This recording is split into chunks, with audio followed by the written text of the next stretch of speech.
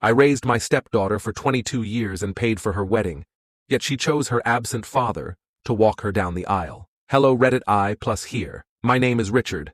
I'm 54 years old, and for the past 22 years I thought I was living in the kind of family life most men only dream about. I grew up in a working-class neighborhood in Ohio, started hustling odd jobs as a teenager, and eventually built a construction business from scratch. Nothing was handed to me. Every brick in my life I laid myself. And when I met Laura, my wife, I thought the hard work had finally paid off. She was a single mother back then, raising a little girl named Emily, who had just turned 2. Laura was juggling waitressing and bookkeeping to survive.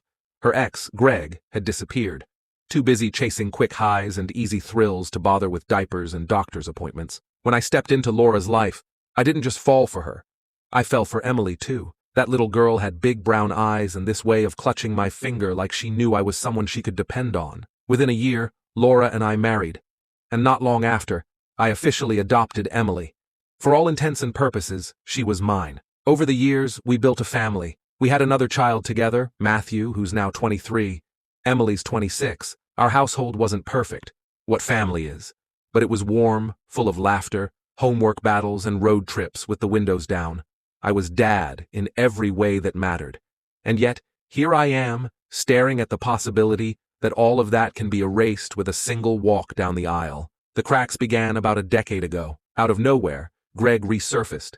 He claimed he'd gotten clean, that he was turning his life around. Emily, curious about the man she'd never really known, wanted to reconnect. I'll admit, I wasn't thrilled. The man who couldn't be bothered when she was sick, scared, or learning to ride her bike, suddenly wanted in. But Laura, always the peacemaker, said we should let Emily decide, so we did. Since then, Greg's been slippery, not openly hostile, but sly. He's never had steady work, always floating from one odd job to another, occasionally asking Emily for help, money, favors, connections. He likes to play the charming rogue, the fun dad who buys her trinkets he can't afford, while I'm the steady one paying her college tuition and making sure she had health insurance. At family events, Greg made little digs.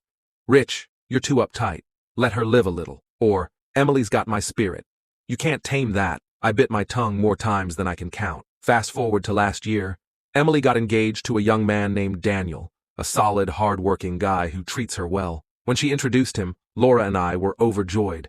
We wanted to give her the wedding she'd always dreamed of. I offered to cover it all. Venue, dress, catering. Around $80,000 give or take.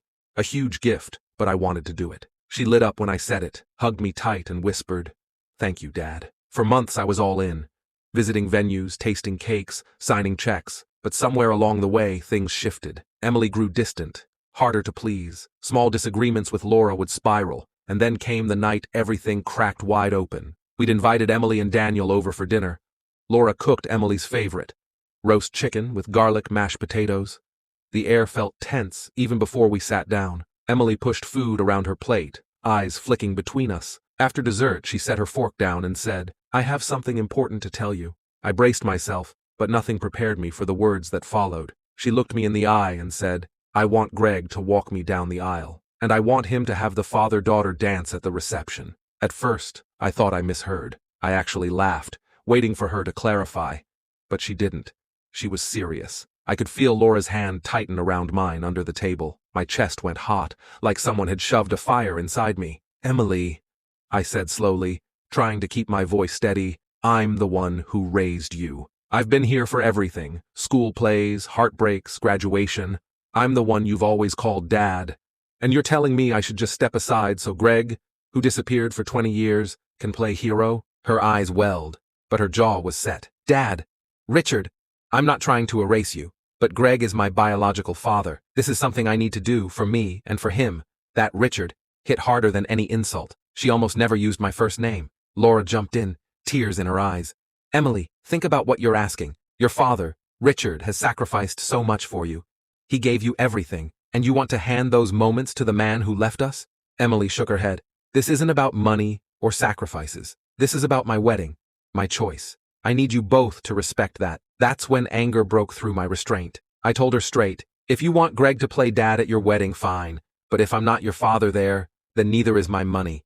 I won't fund a wedding that erases me." She stared at me like I'd slapped her. "So that's it? You're trying to control me with money?" I knew it. You've always tried to buy my loyalty. Those words cut deeper than anything. Buying her loyalty? I worked myself half to death to give her stability, not to purchase affection. She laid down an ultimatum. Either I stepped back quietly, or she and Daniel would elope and cut us out entirely. The weeks that followed were agony. Matthew sided with me, furious at his sister for her ingratitude. Laura tried to hold us all together, but the tension was unbearable. Greg, of course, played the saint in public, telling anyone who'd listen he didn't want to cause trouble, while privately whispering in Emily's ear about how she deserved her dream wedding. Without my financial support, the plans unraveled. Venues canceled. Vendors pulled out. Emily scrambled, but Daniel's parents refused to bail them out, and Daniel himself didn't want to start their marriage in debt. I watched from the sidelines as stress consumed her. She'd chosen Greg, but Greg couldn't deliver, and part of me wanted to swoop in and fix it. To be the dad I've always been, but another part whispered, no, let her see who really stands by her when the weight gets heavy, and that's where I am now. Torn between love and hurt, loyalty and self-respect, I raised Emily as my own. For 22 years, I never once thought of her as anything but my daughter, but on the day that's supposed to celebrate family, she's asking me to step aside. I don't know if I can ever look at her the same way again. After I told Emily that my money would no longer be part of the wedding if I was being erased from it, she stormed out of the house. Laura cried for hours that night, saying she felt like her heart had been split in two. Matthew paced the living room, furious. Dad, don't you dare give in, he told me. She's spitting in your face. If you cave, she'll keep doing this. I nodded. But inside, I was torn apart. She was my little girl. The one whose bike I taught her to ride. The one who used to fall asleep on my chest watching cartoons. And now she looked at me like I was the enemy. The manipulation started small. A few days later, I got a text from Emily. Dad, can we talk? I don't want things to be ugly. I agreed to meet her at a coffee shop. When she walked in, she hugged me like nothing had happened. Her voice was sweet, her eyes watery. Dad, I love you. You're my father, always have been. But please, can't you just let me have this one moment with Greg? He's my biological dad. I need this for closure, for connection. It doesn't change what you mean to me. Her words were carefully chosen, like she'd rehearsed them, but the tone was soft, pleading. I asked her, Emily, if it doesn't change what I mean to you, why does Greg need the spotlight? Why does he get the walk down the aisle, the dance, while I sit in the crowd like a stranger? She reached across the table and touched my hand. Because you already know I love you. You don't need the public display. This is about healing the part of me that's always wondered why he wasn't there. Please, Dad, don't make me choose between the two of you. That "don't make me choose" line, God, it was manipulative. She was flipping it, painting me as the bad guy for standing up for myself. I looked at her and said quietly, Emily, you already made the choice. Her eyes hardened. She pulled her hand back. The sweetness was gone, replaced by a cold edge. So you'd rather punish me than just be happy for me? Fine. But when people ask why you weren't at the wedding, I'll tell them it's because you cared more about your ego than about me. That was the dagger. She knew how to twist the knife, how to make me the villain in other people's eyes. Weeks passed. The wedding shrank. The dream venue canceled. The 5-star caterer was replaced with a cheap buffet. Dresses downgraded. Guests quietly whispered about why everything seemed to be falling apart. Greg, of course, had nothing to offer except charm. He promised Emily the world, but couldn't even pay for her flowers. Meanwhile, Daniel grew restless. He wasn't a bad guy, but I could see it on his face every time they visited Laura. Stress, exhaustion, embarrassment. At one point, Daniel pulled me aside when Emily wasn't looking. Mr. Collins, he said softly, I just want you to know I respect everything you've done. I know this isn't your fault, but I'm trying to keep Emily happy, and it feels like I'm stuck between everyone. I put a hand on his shoulder. Son, I see you, but be careful. Don't let this wedding break you before the marriage even begins. He nodded, looking more like a man headed to war than one planning his honeymoon. The wedding finally happened. It was sad. The venue was a downgraded hall, half decorated. Many guests whispered about the chaos, the missing details, and true to her word, Emily walked down the aisle on Greg's arm. He grinned like he'd won a prize. I sat stiff in the back row with Laura and Matthew, my heart pounding. My name wasn't on the program, not even a mention of me as father of the bride. When the music for the father-daughter dance began, Emily rose and walked to Greg. The crowd clapped politely. I saw a few guests glance at me, awkwardly, as if they knew what had been done. Laura squeezed my hand, tears running silently down her cheeks. Matthew muttered under his breath, "This is disgusting." I didn't clap. I didn't cry. I just sat there, realizing in that moment that the daughter I raised had erased me. Months later, reality set in for her. The glow of the wedding faded. Greg drifted out of her life again. He'd gotten what he wanted, the spotlight, and then disappeared when she needed him most. He stopped answering her calls, stopped showing up. Daniel grew frustrated with Emily's constant defenses of Greg.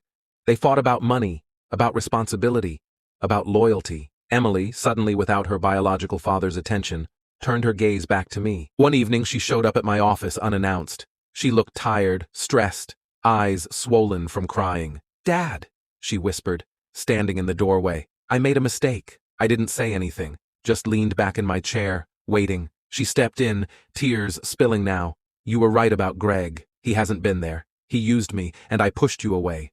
I thought I was doing the right thing, but I see now I hurt the only father who ever loved me." Her words cracked. Desperate, she came around the desk and knelt beside me. "Please, Dad, I need you.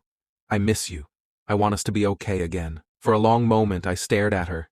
The girl I'd raised, the woman who'd chosen someone else over me, who'd humiliated me at her wedding. Finally, I spoke. "Emily, I'll always love you. But love doesn't mean letting someone walk all over you. You asked me to step aside for a man who abandoned you, and I did. And now that he's gone again, you want me back.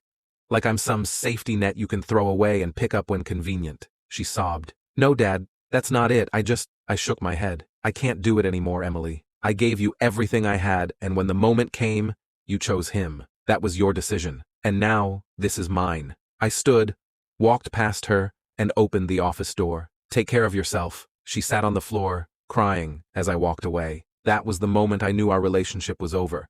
Not because I stopped loving her, but because I finally respected myself enough to stop letting her hurt me. Sometimes, the hardest walk a father can take isn't down the aisle. It's out the door.